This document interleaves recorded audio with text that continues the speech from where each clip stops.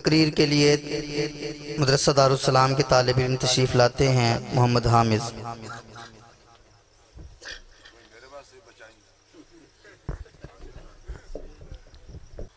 نحمده ونصلي ونسلم على رسوله الكريم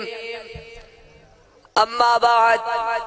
فأعوذ بالله من الشيطان الرجيم بسم الله الرحمن الرحيم لقد من الله على المؤمنين إذ بعث فيهم رسولا من أنفسهم صدق الله العظيم وقال النبي صلى الله عليه وسلم كنت نبيا وآدم بين الماء والطين أو كما قال النبي صلى الله عليه وسلم۔ حضور آئے تو سر آفرینش پا گئی دنیا، حضور آئے تو سر آفرینش پا گئی دنیا، اندھیروں سے نکل کر روشنی میں آ گئی دنیا، بجھے چہروں کا زنگ اترا ستے چہروں پہ نور آیا، بجھے چہروں کا زنگ اترا ستے چہروں پہ نور آیا، حضور آئے تو انسانوں کو جینے کا شعور آیا۔ محترم اساتذہ اکرام اور معزز سامعین، السلام علیکم ورحمۃ اللہ وبرکاتہ۔ آج میری تقریر کا موضوع حضور صلی اللہ علیہ وسلم کی آمد مسعود ہے۔ سامعین گرامی، تاریخ کے اوراق پلٹیے اور دیکھیے حضور صلی اللہ علیہ وسلم کی آمد سے قبل کیا تھا۔ ظلم ہی ظلم تھا، کفر و شرک کا راج تھا، ہر طرف ویرانی ہی ویرانی تھی، حکومت شیطانی تھی، قتل و غارت گری کا بسیرا تھا،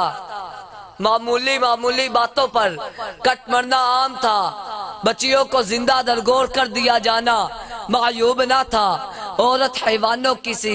زندگی بسر کرنے پر مجبور تھی، ہر ایک کا الگ الگ خدا تھا، جس کی لاٹھی اس کی بھینس کا قانون نافذ تھا۔ الغرض انسانیت تباہی و بربادی کے آخری دہانے پر پہنچ چکی تھی۔ دفعتاً چمنستان دہر کی قسمت کا ستارہ ہویدا ہوا، حضرت انسان کی خوشبختی کا ثاقب چمک اٹھا، ظلمات کو اجالوں کی خبر ہوئی کہ یتیم عبداللہ، جگر گوشہ آمنہ، شاہ حرم، حکمران عرب و عجم، قائد انسانیت، فرمان اروائے عالم، شہنشاہ کونین صلی اللہ علیہ وسلم بروز پیر 9 ربیع الاول سنہ عام الفیل بمطابق 22 اپریل 571 عیسوی کو عالم قدس سے عالم امکان میں بے بصر کو با بصر کرنے کے لیے، بے نظر کو با نظر کرنے کے لیے، مردہ دلوں کو حیات جاویدانی دینے کے لیے، کیسر و کسرا کی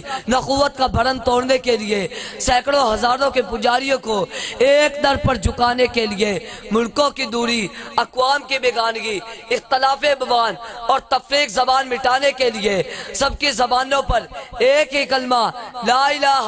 الا اللہ محمد رسول اللہ جاری کرنے کے لیے قافلہ نبوت کے آخری مقتدا اور قصر نبوت کے آخری ستون بن کر تشریف لائے۔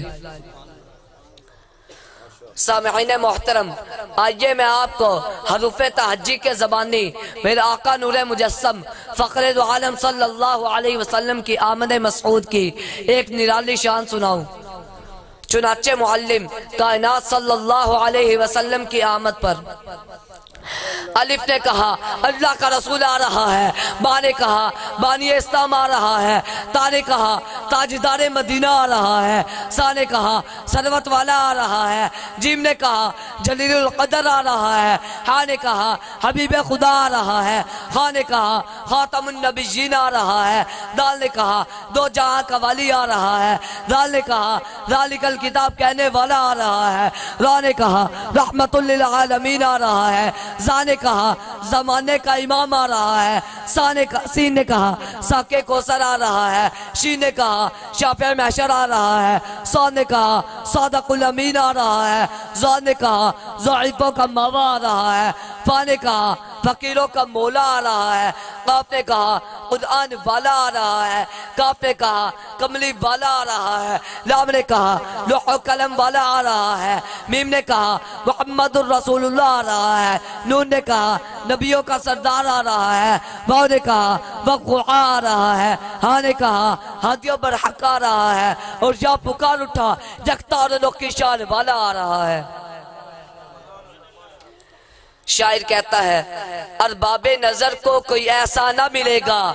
ارباب نظر کو کوئی ایسا نہ ملے گا، بندے تو مل جائیں گے مولا نہ ملے گا، تاریخ اگر ڈھونڈے گی ثانی محمد، تاریخ اگر ڈھونڈے گی ثانی محمد، ثانی تو بڑی چیز ہے سایہ نہ ملے گا، وما علینا الا البلاغ المبین۔